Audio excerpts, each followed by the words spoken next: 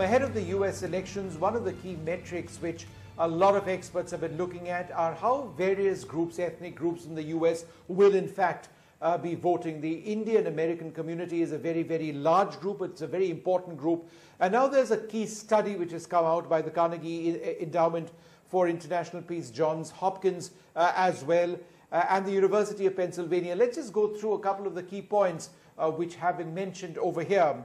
Firstly, 72% intend to vote for the Democrat candidate Joe Biden. 22% plan to vote for Donald Trump. 6% will either vote for someone else or they will not vote at all. Indian Americans do not consider the US-Indian relationship to be a principal determinant in who they actually vote for.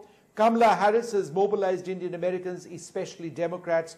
A large section of Indian Americans view the Republican Party as being unwelcoming, and that Indian Americans believe Democrats do a better job in managing US-India ties. Well, joining us now, the authors of this report, Devesh Kapoor of Johns Hopkins, Milan Vaishnav of Carnegie Endowment for International Peace, and Sumitra Badrinathan of the University of Pennsylvania. Milan, let me come to you first. A few months back, I was in Ahmedabad for the Howdy Modi moment, when it appeared that the US president who was over here was of course reaching out to Indians, but perhaps also sending a message back home that, look, I'm here with the Indian community. But it appears on the basis of this study that the Republicans are nowhere realistically as far as the Indian American community is concerned. Is that right?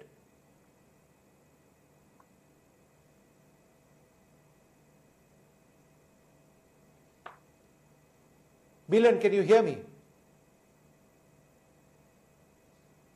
All right, let me put that across to Devesh Kapoor. Devesh, go ahead. Can you answer that question? Sorry, I didn't hear anything. Can you hear me now? Yes, I can just hear you now. All right, so my question was this. A few months back, the US president was over here. He was here for the Howdy Modi event, and it seemed that this was an effort at even telling Indian Americans back home that, look, I'm here for this community. But on the basis of this report of yours, it appears that none of that appears to have worked at all. Well, I think so what our report shows is that what matters to people who live in the US are issues that are affecting their day-to-day lives.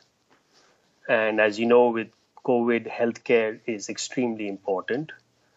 COVID's impact on the economy, the recession, jobs, employment, those have become very important.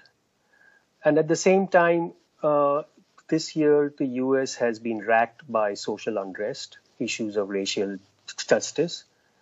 And the broader message of the Republican Party is one that is rather intolerant of minorities and especially immigrants. So all the positive effects he had by showing up at the rally have got undermined by a host of these negative issues. Right. Sumitra Badrinathan, let me come to you for next. Why is there a sense among Indian Americans that the Democrats are less hostile towards them, more accepting of the community?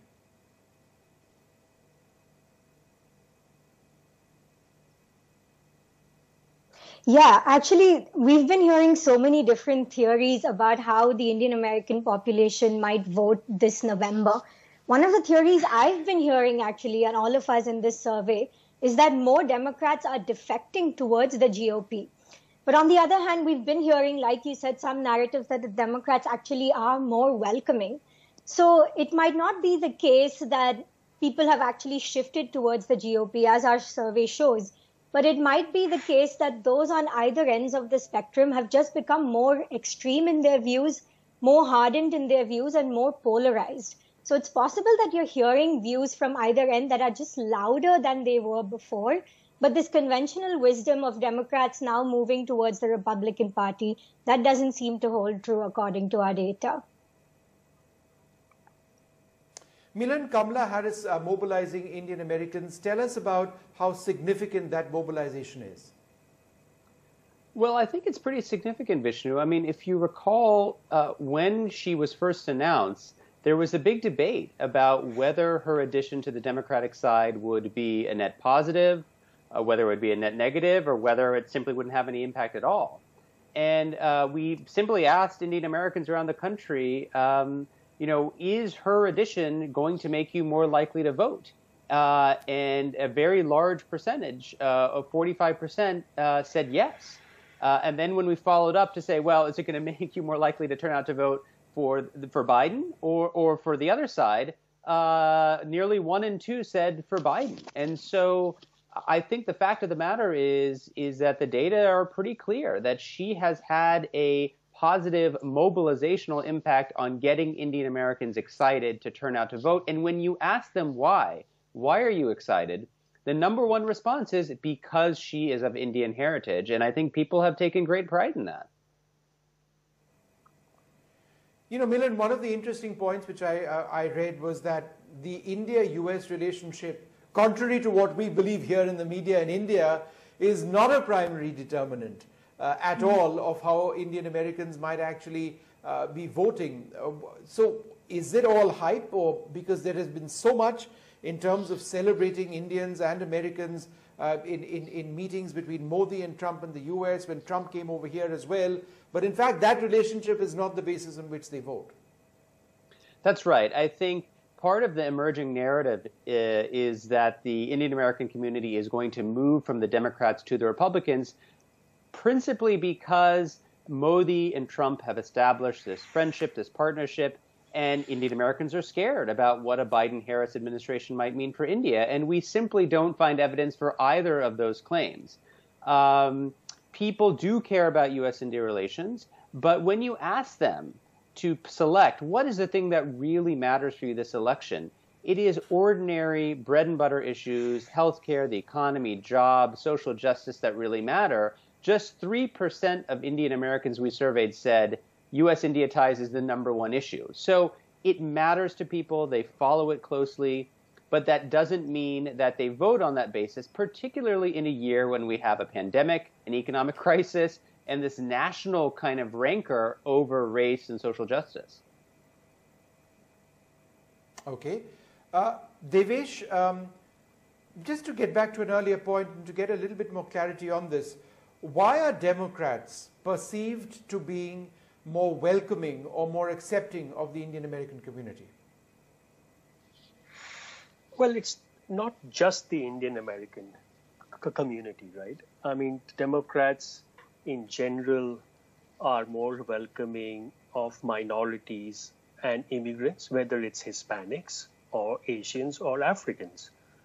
Or I would say what has changed is, even under the George Bush presidency, the Republican Party was reasonably open to immigrants. You may recall the whole candidacy of Donald Trump was anti-immigrant. In fact, the rise of right-wing populist parties in Europe, the UK, Hungary, Italy, and the US, a core unifying issue has been an anti-immigrant policy. So the Democrats just had to be what the Republicans were not, basically not vilify immigrants. That's what the Republican Party has done. So essentially the Republican Party has boxed itself in a corner because the demographics of the United States, it's sort of becoming a whites-only party, even as the United States itself is becoming much more diverse. Right. Absolutely fascinating findings that in this survey of yours. Let's see how it pans out in the elections. I'd like to thank you all very much for being with us.